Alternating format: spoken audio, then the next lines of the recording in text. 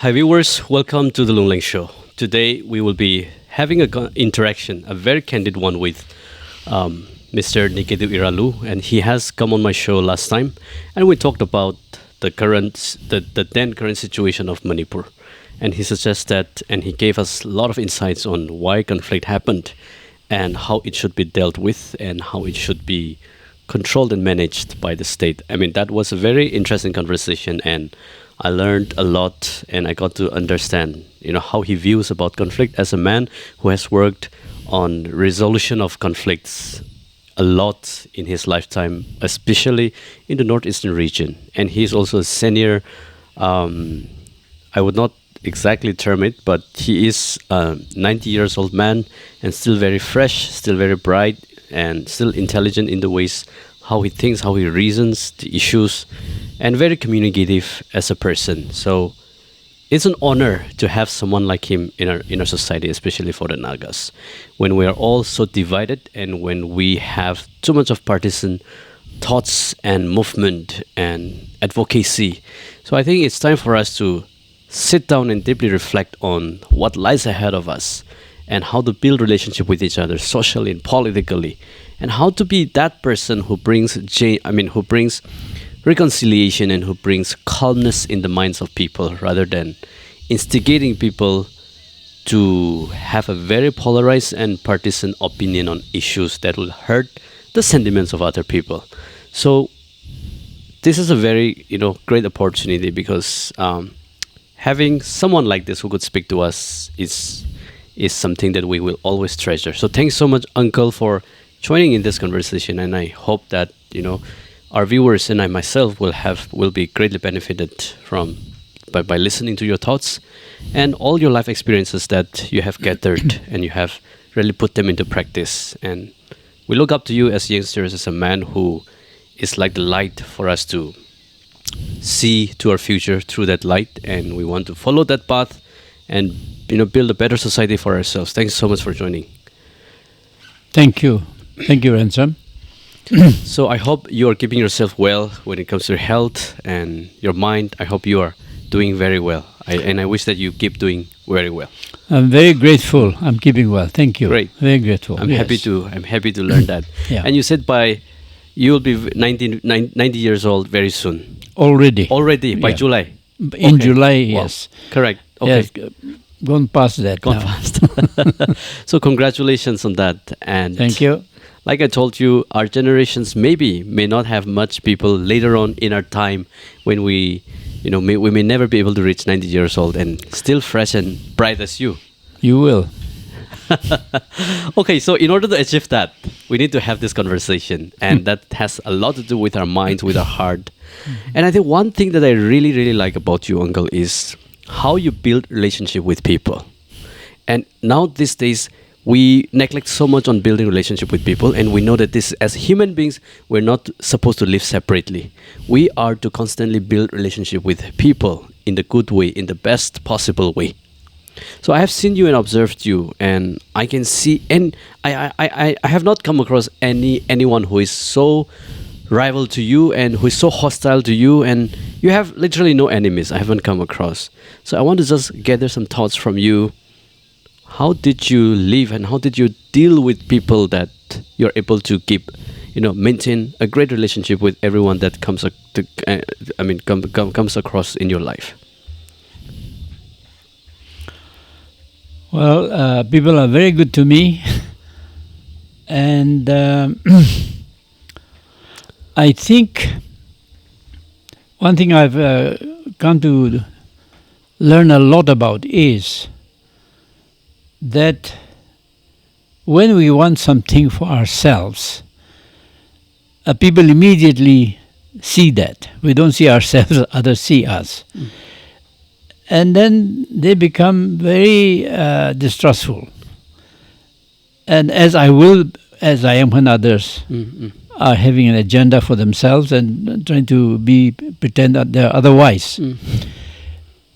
And then, so I discovered quite some time ago, when I was in university, the beginning of university in Madras, that I must really deal with this selfishness in me.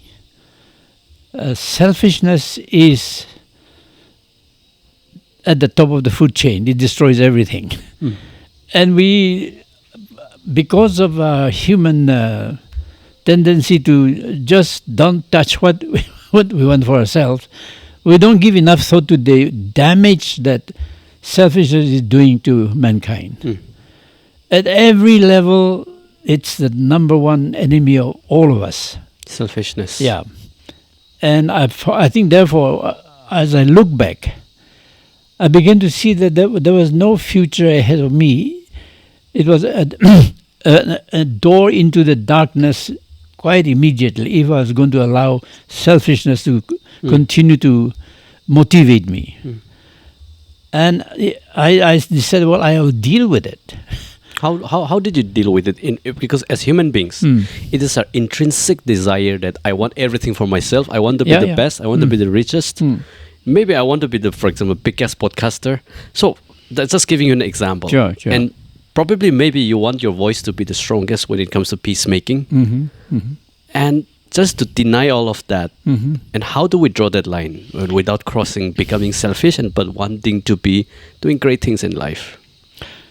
Well, as I said, because of the some coming together of such circumstances, soon after I arrived in Madras Christian College, Tambaram, in 1955, with my Mizo friend Lal Kama in Aizawl now, I ran into what was called Moral Re-Armament, MRA for short.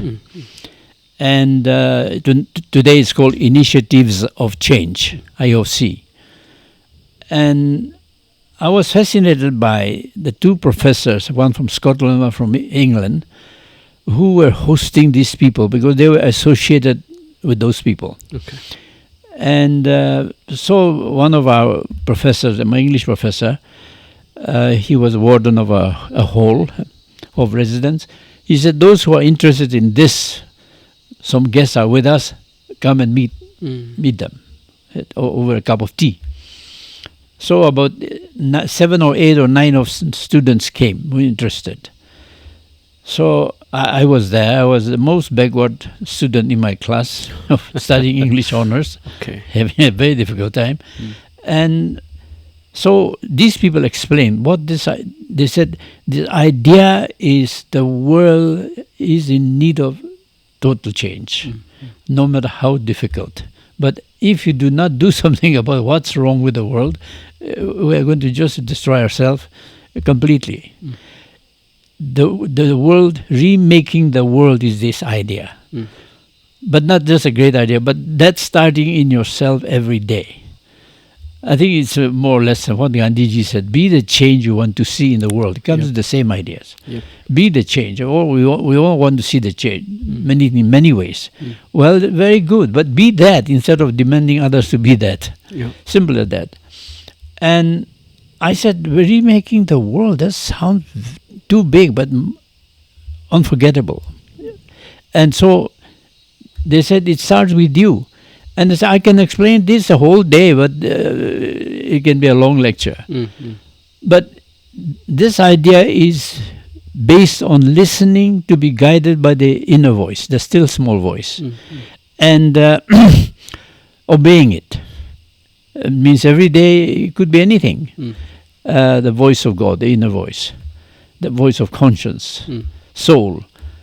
And so let us be quiet for 4 or 5 minutes and see what it tells any one of us. So with some piece of paper given to us, we had pen and pencil. And so for 4 or 5 minutes we were quiet. First 2 minutes I said, well, at home I pray to God exactly what I want him to do, because he's God after all, he has to do it. Pray for myself, my family, my clan, and thank you. Just give him no chance to talk to me back. So you are God, so you should do it. Amen. And then that's it. But this idea that he may have something to tell me immediately made sense. Because as a Christian, God made man in his own image. Obviously, therefore, he has a connection with us from the beginning. And so for 2 minutes I sat there, not getting any thought, no shouting, no voice, inner voice. But after 2 minutes I began to sense some thoughts.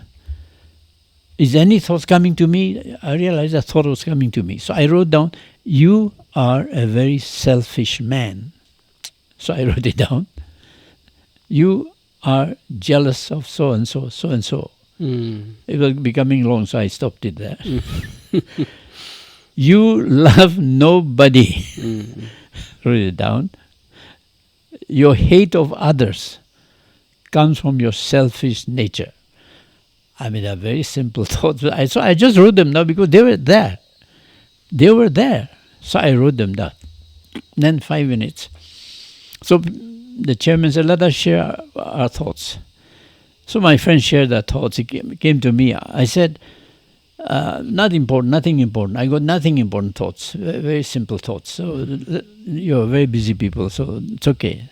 So the chairman said, "We want to hear from you also, whatever you have." Okay, so I read it out. And I felt that immediately something was there. And at the end, the chairman said, "Thank you, Mr. Iralu, for your courage and honesty." And I was very touched that somebody thought I was courageous, because I know I'm very cowardly man. So, well, if you obey this inner voice, that's right courage. And anyone can hear it or obey, that's all. But the moment you start to obey the inner voice, you get the right courage that is needed for a man, for society. So I began to sense that there was something. Okay. So a long story, but that I started to deal with this selfishness. And I said, in what ways am I selfish? And I began to get clear thoughts. I decided to give early time for every morning, set aside time to listen to this in a still small voice. I believe immediately that the Holy Spirit, the soul and the conscience, through which God speaks to human beings. I believe that. Wow. And so I began to see very clearly where I was selfish in various ways. One example, my room was poorly lit, 25-watt bulb. And so I was finding difficult to read. So I went to the common bathroom down the corridor. Common bathroom. One midnight I returned, I changed it. My room was well lit.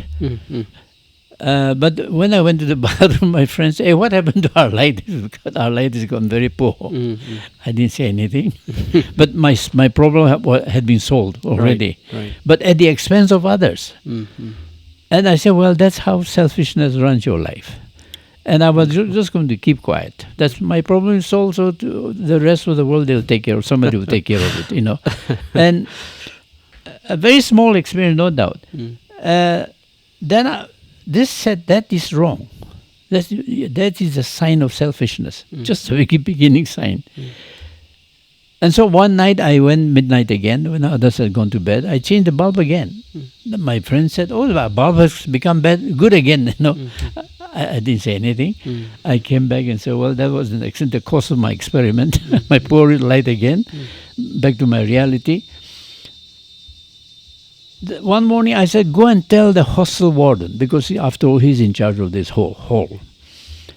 And he was the most popular English professor in our college, most popular. Even I could follow his lectures. Fascinating, a Scotsman, Middle East English and novel professor.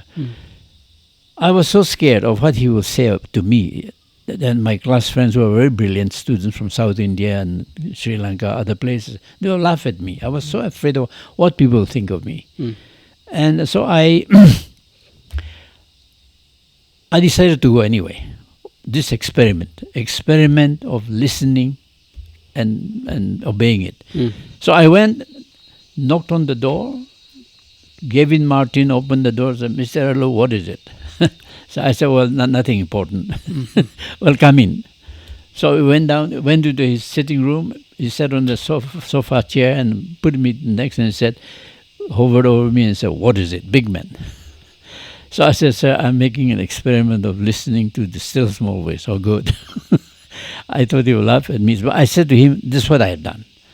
I returned it. I've changed the bulb and returned it. I've done it. But my inner voice that tells me I should come and tell you what I did because I was playing with college property.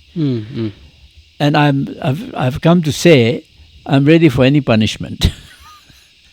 At that time, I thought he will laugh out loud and say, "Yeah, you little Naga boy from the frontier, you're worried about this little thing. You study English literature, laugh at me, and go and tell the class." I thought he would make a joke of me. But instead of that, he stretched forward and shook my hands and said, "Well done, keep it up." I was so moved that this great professor said, "Well done, keep it up. No punishment." So I went out and felt that I had changed the world. It was not true. But you see, I had not changed the world. Yeah. But I had obeyed the still small voice. The voice in my conscience and soul of the one who made me in his image. That became a very strong beginning. So I came to realize that any thoughts that come to you from the Holy Spirit, the still small voice, you shouldn't say it's a small thought. Yeah. And don't be surprised, it's such a small thought, you obey it. But do you believe that, that still small voice is in everybody's heart and soul? Absolutely. But do you think that everyone is spoken by that voice, like whenever they do wrong things? I think if we just are honest enough, if we give it a chance, it will reveal itself. And I think that's where we learn not to give it a chance. And but I realized that I was coming from Nagaland. My friends, in 1955, some of my best friends had started to go for training for guerrilla warfare to defend our people's struggle. Right. The honor of our history. And it had, on the basis of the facts of history, we had something to defend with no sense of guilt. And they were doing the right thing. And I went away to college thinking that was where I was meant to go, to get properly educated. But at the same I felt they were going to say I was a coward running away from the battle.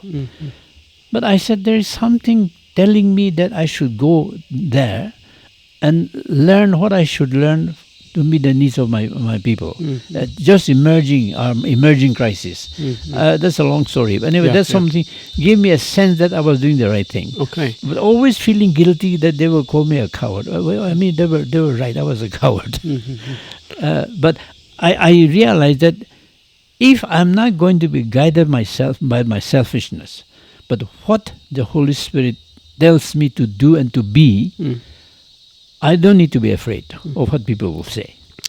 I think that's powerful. Yeah. So that's how, for me, I began to sense the meaning of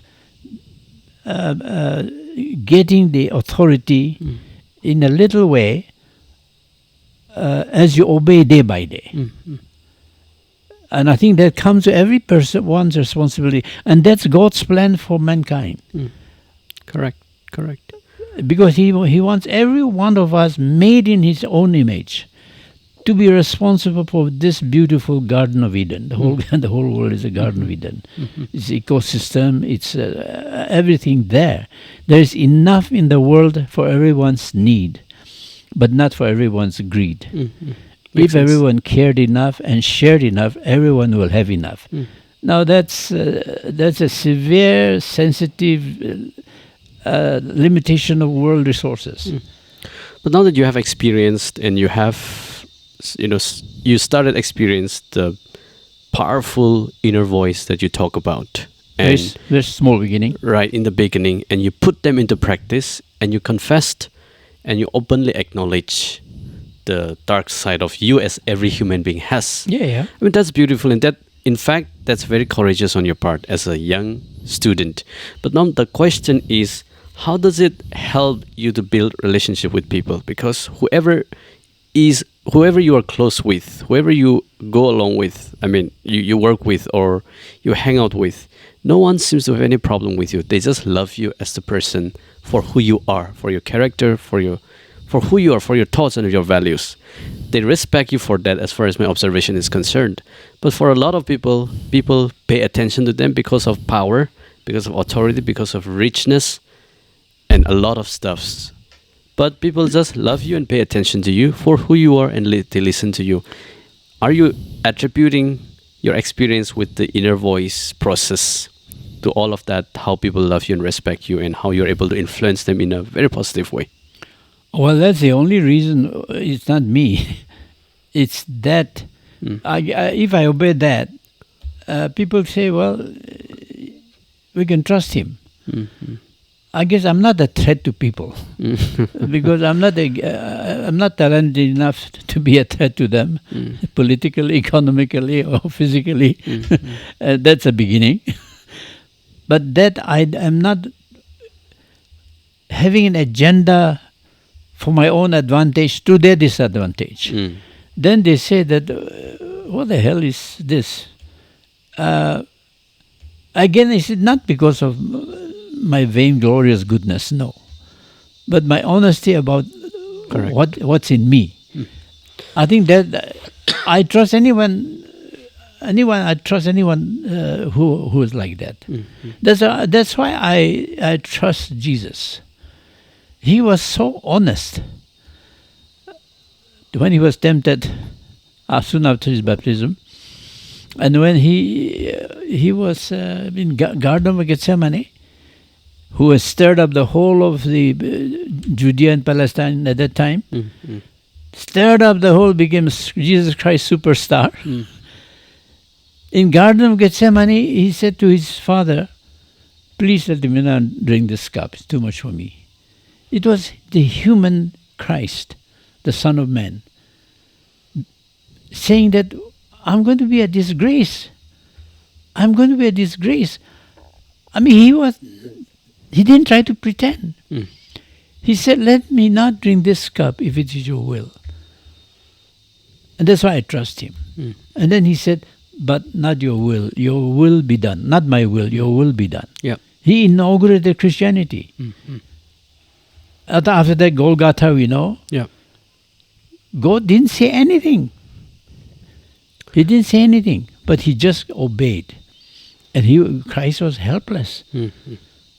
And he said, why have you forsaken me? The final word. But really, actually, the final word after, why have you forsaken me? God was completely silent, but he said to God, into your hands I commend my spirit. He obeyed. And that's why I can fully trust Jesus. And any one of us who obeyed a still small voice, in our own little tiny way, we become free from the thing that is trying to defeat us, this monstrous enemy. And people will say, well, there is hope for me also because I'm like that. Most people are like, really. True. I think that's the very, very fundamental and intrinsic nature of human beings. Selfishness, pride, hate, that's very common. I think we as human beings fight against it to make it better. Now, in order to achieve that kind of lifestyle, totally, or may not be 100%, at least a controlled and reduced amount of selfishness and pride and hate. What if you keep losing in life? What if people keep taking advantage for themselves, since you want to become a very unselfish person, a selfless person? That what if you lose all the opportunity for not being selfish? How did you deal with that in life when there is a harsh, very strong competition between two individuals or with your groups, with your peer groups? Sometimes if you're not selfish, you will not take the advantage of the opportunity or of at that moment. So are you risking sometimes loss of opportunity to remain unselfish? I feel that we should help one another and see the hunger in each one of us. And say that I want to live to encourage that to grow. and he must help me to do that also. Mm-hmm. Instead of saying, "Oh, he's saying nice things, he wants the right thing," no doubt. But what about that? What about that? He's not good enough. True. I mean, we are committing massacre all around. Nobody is going to grow. Just killing everybody. We are not meant to live in this world like that. Saint Augustine, I believe he said, our souls, we are made, our hearts are made for thee. So we are restless until our soul rests in thee. Mm-hmm. One of the great things that St. Augustine said in the 4th century. One of the great masters of theology. So I think that is it.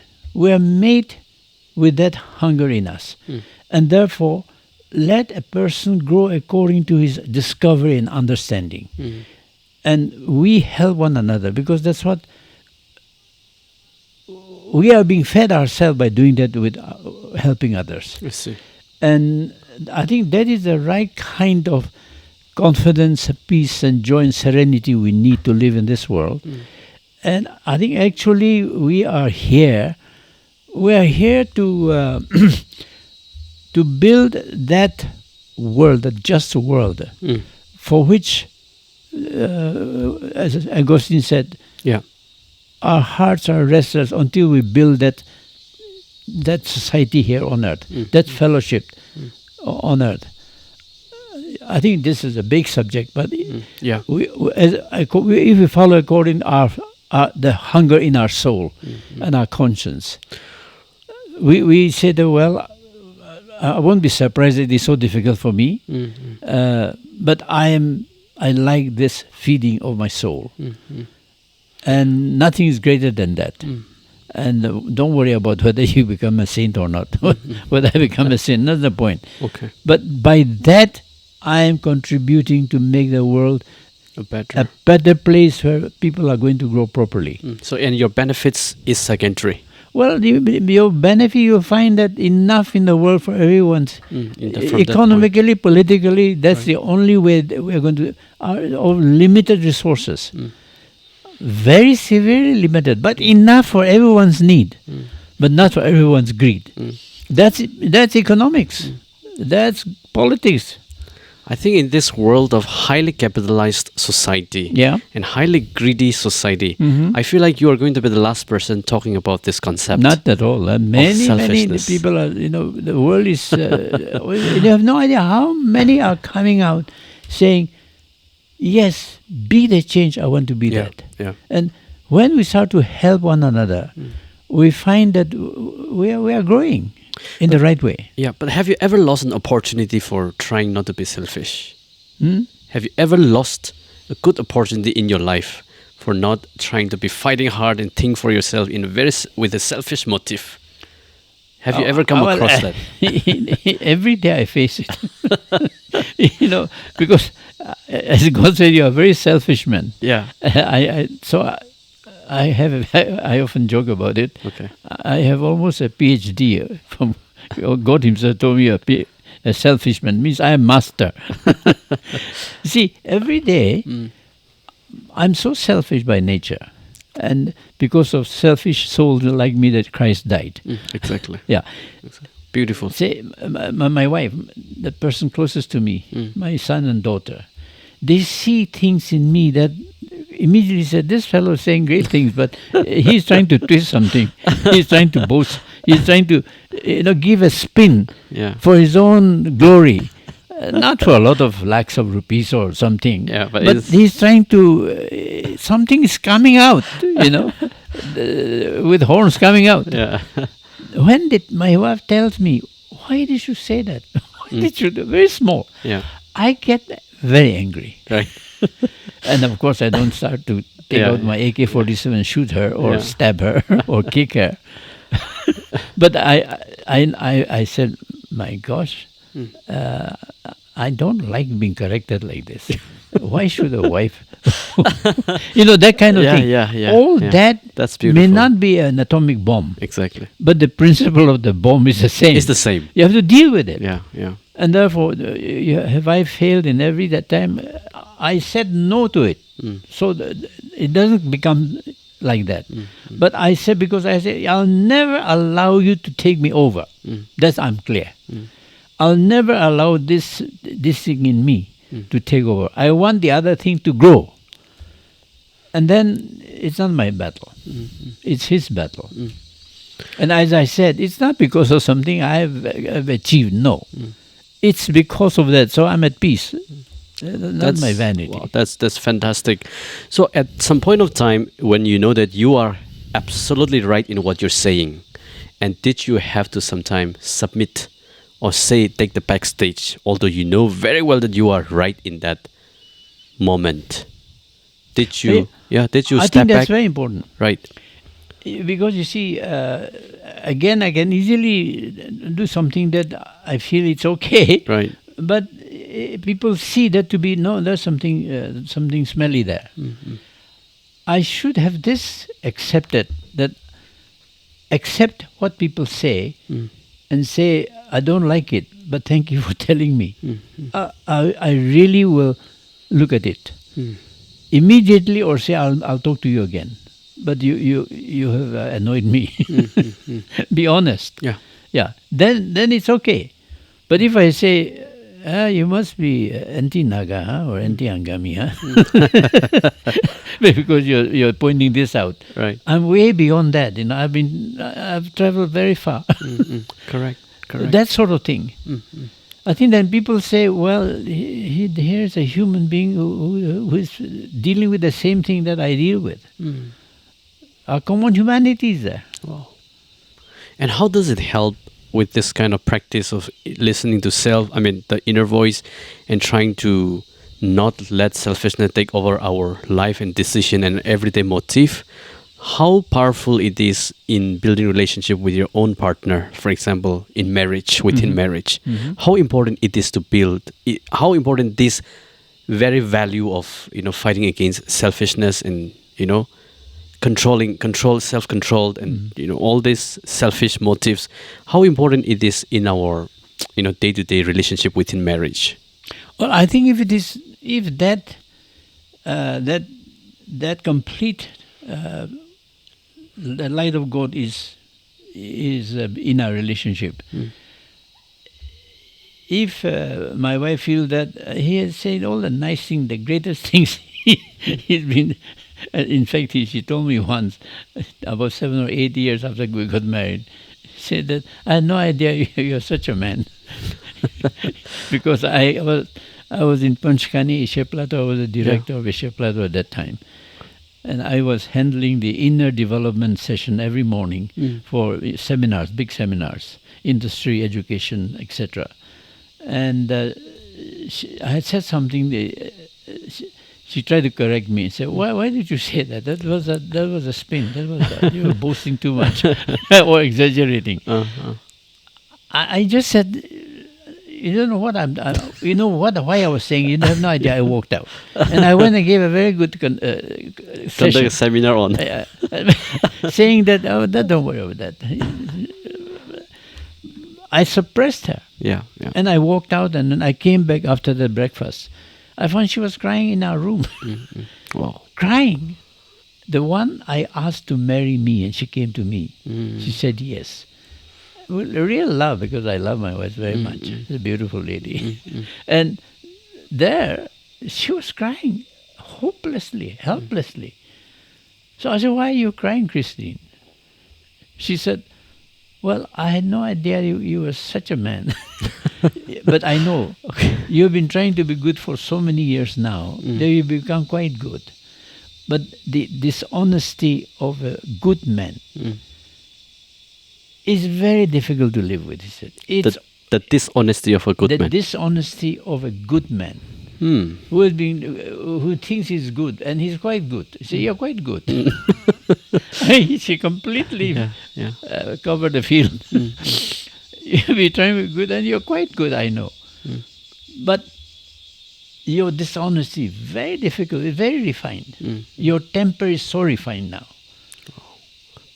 The temper, bad temper of a good man is so difficult to deal with.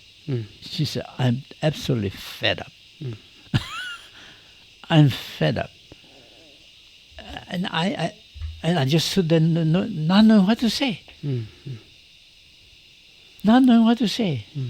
And we have, at that time, our son, and he's just going to school next door. And I said, well, what kind of the ones next to me say things this about me? I just stood there and said, I don't know what to say. And she didn't say anything. She cried. So I said, from now on, just tell me anytime you feel I am using my bad temper and my manipulation to control you. I will never like it because I'm such a man. My selfish nature is there. I will never like it. But I'll keep quiet. I won't say a thing. You say anything without fear. Please don't be afraid of me because I need your help. I need your help. And I said, I'll keep quiet, and then 2 or 3 days later, if there is something I should say for the sake of the truth, I'll say. Otherwise, I just move on. And I want you to don't fail me because I need your help. Because I don't see what you are seeing so clearly. Correct. I don't see what my son sees so clearly, my daughter sees so clearly. Correct. I think that is where, if it is not working in the family, God's plan for mankind's growth is in the family. Yeah. Where it goes wrong, everything goes wrong. Correct. Yeah. The stories of Saddam Hussein, Mao Zedong, Lenin, Stalin, all in the family. Correct. As Gandhi or Lincoln also in the family. The orientation in the family should be very strong in the first place. The good or the evil takes over that. Right. Yeah. So, yeah, I was intrigued by when you shared your own story. I appreciate your honesty, Uncle. I think we are human beings and we end up, having that moment of conflict with anybody that we are close with a lot of times. But one thing that really intrigued me is sometimes we would be very busy for the service of others, to preach the good news to others. But while most of the times our home is in wreck, sometimes our home will be in not in good shape, not living up to the values that we ourselves preach on the pulpit. I think that's one mistake maybe that's one failure that we all commit in most of our lives. We try to do good things, but leaving our homes in wreck. I think that's, I really like the point that you made, that everything good starts firstly from your own home with the person who knows you so well, your ins and outs. And I think that's the most challenging part, I feel. Yeah, I think this, I think we first of all, if the most important point, I think, is that life in this world is to build the right society, the just society. And that is, as far as I'm concerned, as a layman, why Jesus came to this world, to build the right society here, as it is in heaven, as he said it, those words he used in the Lord's Prayer. When they asked him to teach them how to pray, in that first prayer, he said, "Thy kingdom come, thy will be done on earth as it is in heaven." But I think when we don't build it here and think that the kingdom of God is out there, we're preaching about that kingdom up there. And we'll become more and more unhappy because it's not here. But as I was saying in the meeting yesterday, heaven and hell starts here. And when we leave this world, what is there? I don't know, whatever theologians may say, as a layman, it's in his hands. We don't know. We don't know. Well, we don't need to know. He'll take care of it. But he say, I think I feel that God is always telling you and me, all of us, if we really stop to think, don't worry about up here after you leave this, but do what I have sent my son to help you, to teach you, to show you to do. The way, the truth, and the life. It's here. Meaningful. If you do that, it will not be preaching. It will be your life is your message. Correct. Your life is your message, then you are happy. Correct. And there's nothing to defend, nothing to judge, nothing to justify. Mm-hmm. But Wow. you live in a way that is not an effort, but you rejoice in making the other fellow great. Mm-hmm. And if you make other people great, don't worry about your greatness. True, true. It's just a gift of God. Correct. Correct. And don't worry that if you're worrying about your greatness, it means you have your agenda there. Mm-hmm. But Be ready to be corrected. right. I think that's the most important thing. Pride is the guard to my selfishness, bodyguard. Absolutely. Now my fear is that in the pursuit of living life without selfishness and pride and hate, I fear that maybe we may not stand strong in telling the truth sometimes, because truth is very harsh and it's very offensive sometimes. So how do we balance this? Still continuing to tell the truth when it's the right time. When your leader is wrong, being able to being courageous enough to tell your leader that what you're doing is wrong because it's hurting a lot of people. Telling that at the same time and not offending people, I think it's going to be very challenging, and we need strong tactics in order to maneuver this around. And I want to master this as an individual. Well, I think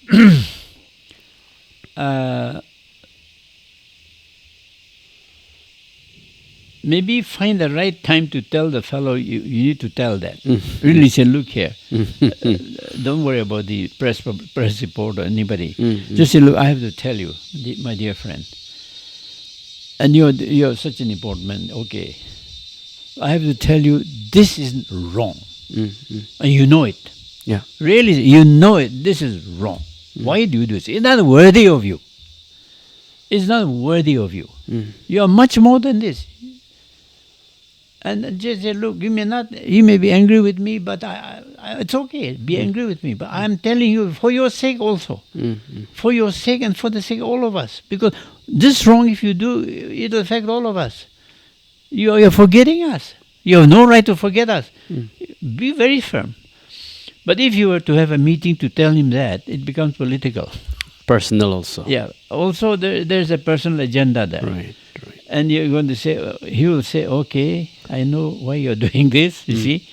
He senses my agenda. I thought I know you.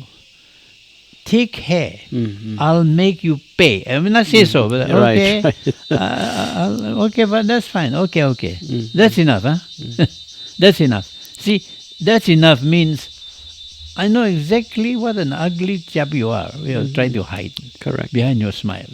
So find the way of doing it which will make him feel that, understand that you want him to be greater than this. You want him to be greater than this, for his own sake and for the sake of yourself, your family, for all our society, and for the world. But I think quickly our agenda takes over, then we're just as destructive as anybody else. Wow, that's really, really powerful. And I like how you mentioned at the right time. At the right time, yeah. Right time. Yeah. And that your motive has to be clean. Yeah. Wow. I think that really makes... I said in an interview, Karan Thapar, right? Yeah, I was surprised that he asked to interview me. I said about Manipur, May 3, all that. Yeah. So I said, this Modi was campaigning all the time in Manipur, and Misha campaigning door to door, almost during the election campaign. After that, we know what happened. Yeah. Never came back, never said a thing. Not even once. I said, this is not worthy of the Prime Minister. This is not worthy of India. India is meant to be much more for the sake of the world. India must be what the world needs India to be. And that was an opportunity for a very small man in a very small corner to speak to mighty Prime Minister of the ancient civilized India. But I felt it was okay, because I really want him to be a prime minister who will give hope to the world. Okay. That's what I honestly feel. Right. I think that's a wonderful strategy. I think every young people who want to excel in life can definitely adopt that strategy on telling the people of their weakness or shortcomings that needs to be corrected at the right time and with the right attitude. I think if we take care of those two things, I believe it will work in a very healthy manner. Otherwise, your message may get lost and that may be misinterpreted, and that receiver can see some agenda in you, and at the end of the day, the message will not go in the right direction. That's when beautiful. you're honest with somebody, right, because of your jealousy, of your malice or something, because you see, that's a very difficult thing to do. Yeah. But you are going to do it, even if you fail badly. Means you are doing it not to succeed. Doing it because you're an act of obedience. If you say, I'll do this, a very good thing, provided it will be a success. That means that's gone wrong, This moral, ethical question is very, very, very exacting. It has to be, because it's after all right or wrong, Right. Yeah. So if you say, I'll do the right thing, I'll say this or do this, provided it will be a success. Yeah. Means you want to have the flashlight blowing on your success. Well, then you will do the wrong thing all along. Right. I will do the wrong thing. Right. I think that we must understand. True. We want to do the right thing. Right thing. And we're very proud of it. Thank God, at least we want to do the right thing. But the moment I want to do the right thing, my way, not God's way, that finishes it. Right. Yeah, my way, not God's way. And Satan is very happy. That's enough. That's enough. If it's not his way and your way, that means it's my way. See, that's how most of our disasters start from there. I think that's wonderfully expressed. As we see in today's society, like even in the political scenario, the oppositions will oppose the ruling government, not necessarily because they want something good done for the society, but maybe they want to gain mileage for their political race, in their political race. So they have to speak up for the sake of the right thing, but there is a hidden agenda, of course. So how do you want to really rectify this? We are saying the right thing, but we have a selfish agenda as well. Is it justified? As long as it's speaking for the right thing, although you have a selfish agenda, and that will not hurt anyone.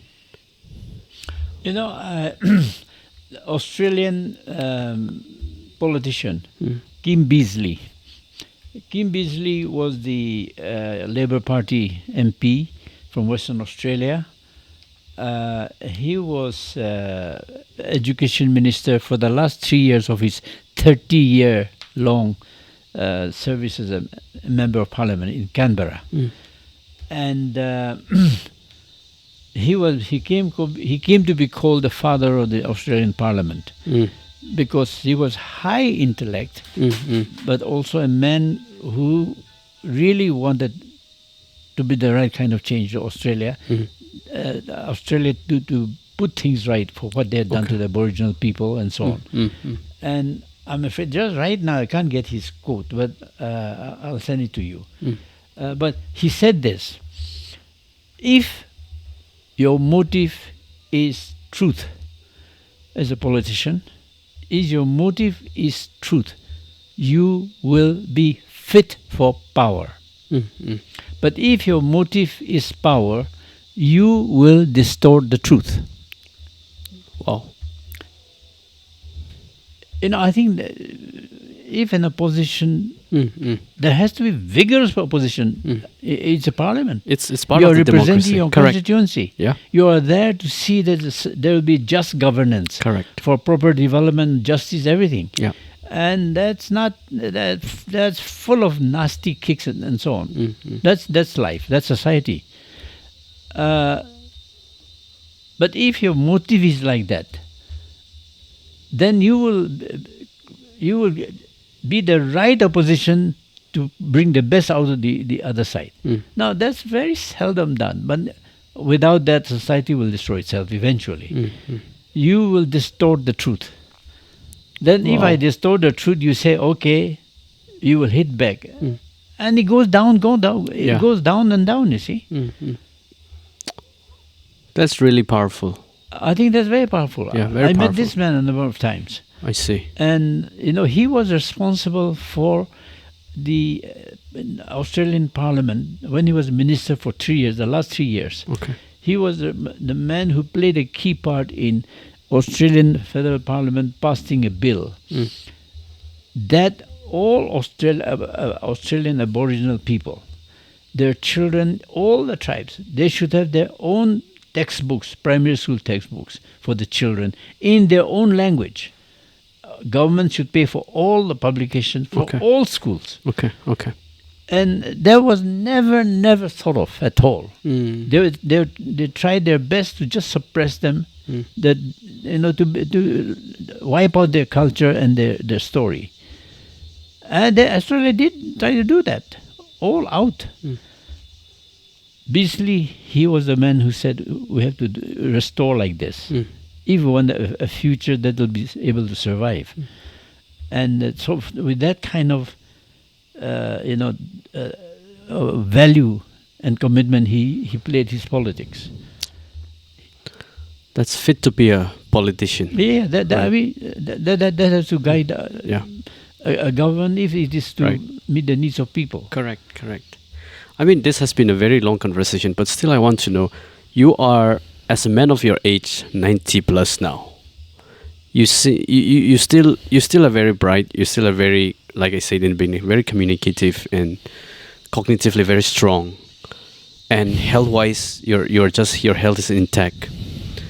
I mean, like, how did you live your life, and what do you like to attribute to all of this, you living healthy and peaceful life? Thank you. I think you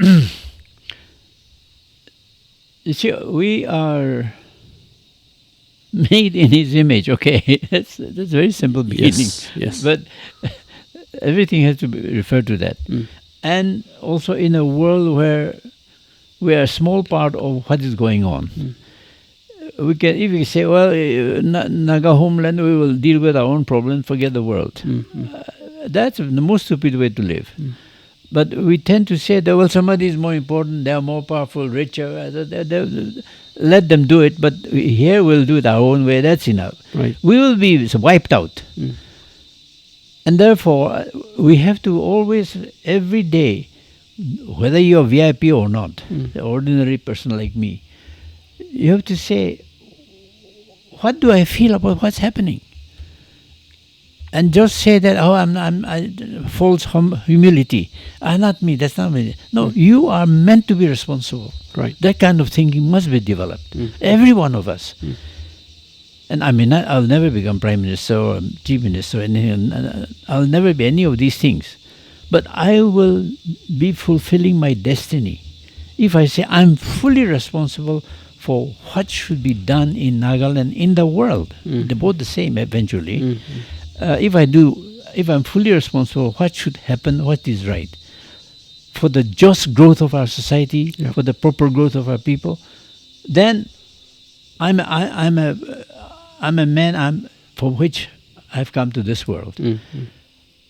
And if I get something that is not right going on, and if I say, oh well, forget, I don't want to think about it, because if I think too much about it, it will affect my plan. Right. Then I'm destructive. And that will cause deep combustion inside, in my soul. And it can produce things like stomach ulcer. It can too much acid starting to flow out. And I think it's very dangerous for your health. And to be truthful to the greatness of the life for which you have come, wrestle with it, you find yourself becoming freer, and the health of your soul and your conscience, your mind, your heart, your mind. That's full psychotherapy. And psychotherapy is all about that. I think I want to believe that. Yeah, mental health is a huge problem because we don't pay enough attention. Correct. But if you say, this is my responsibility, I can't say somebody else should. Do you become a victim and somebody is more responsible? No. I think that is a very important thing I would say. I've experienced it. I think that's very powerful when it is backed by your own life, backed by your own testimonies. Yeah. I think, as this young generation, this kind of message we often overlook. And while chasing for the success, while chasing for popularity, while chasing for fame, success, reach, wealth, I think, having this kind of conversation and having to listen to your thoughts really quietens our heart, quietens our mind, and pushes us to really sit back and reflect and listen to that kind of voice. And I'm really happy about this conversation and the message that you're giving. Now, the last question. I'll just say one thing please. before that. Yeah. I feel, I would strongly recommend set a time, proper time. I find best in the morning. Okay. When, see, I believe in Nagaland before 6 and after 6. There are two Nagalands.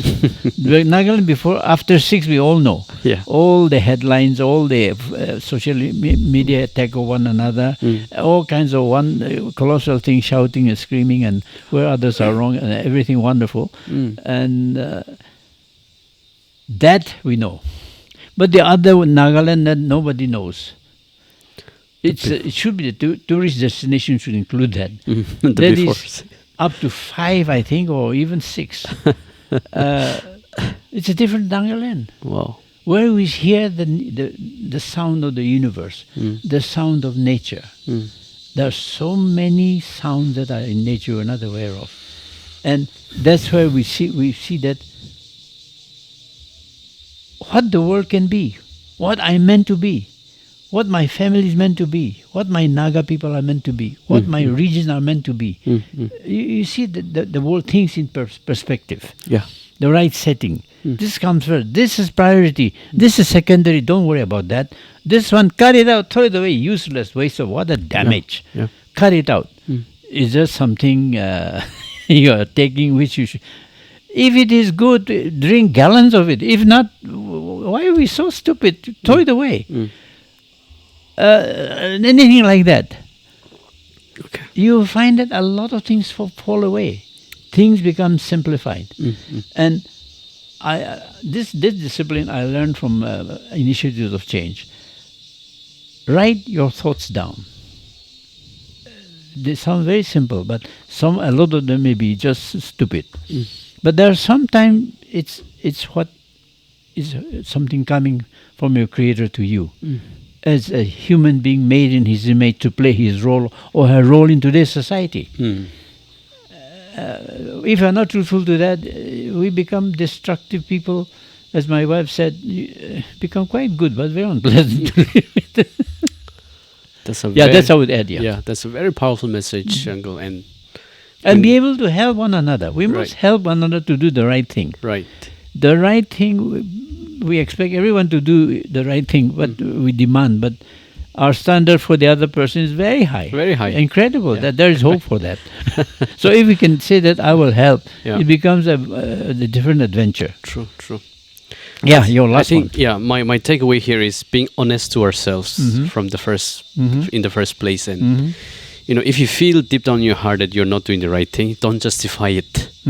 Accept and be honest and admit that you are wrong and you have a ulterior motives in what you're doing, for something or the other. So the last thing that I would like to know, as a 90 years old man, what do you look forward to in life? What do you look forward to in life? Well, I want to see how long I'll be sensible. I tend to forget many things now. That's okay. But make sure I never fall down and crack my head or break my legs. But discover more and more why I've come to this world. Yeah. And do it. Of course, every day you need others to help you to do that. And if you say, I need help, it's okay. If people cannot correct you or help you at all, then the story ends there. That's very powerful, Uncle. And I think it needs courage to embrace this kind of values and principles in life. Without having the courage, I don't think we will ever be able to admit our wrongs. And well, I feel that the coming decades, you guys are going to be in a very different world. True. Yeah. AI, climate change, on a heightened degree, things are going to be challenging. But I think it's going to teach all mankind that each one has to be responsible for this world.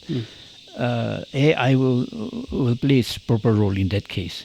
Otherwise, we become just tools for AI to do anything. True. I think God knows all about AI. Yeah. We think it's a new thing, and He said, "I'm here. You discovered I'm here." Yeah. So we must find out what His plan is for us to use AI to make it the just society here. Don't worry about what's coming after that. Correct. Leave it to Him. Correct.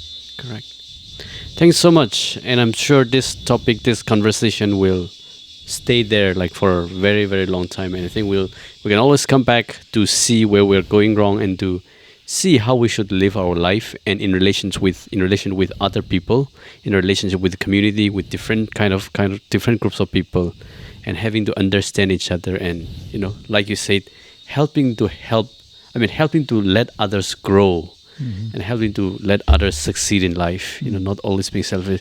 This is a powerful message, Uncle, and we, maybe not speaking on everyone's behalf, but as a person myself, I look forward to adopting this kind of mindset in my life. In my life as well, for my good as well, and for the good of others. You are doing it. Yeah. Thanks so much, Uncle, for your time. Thank you very much. And for wisdom. And you keep well.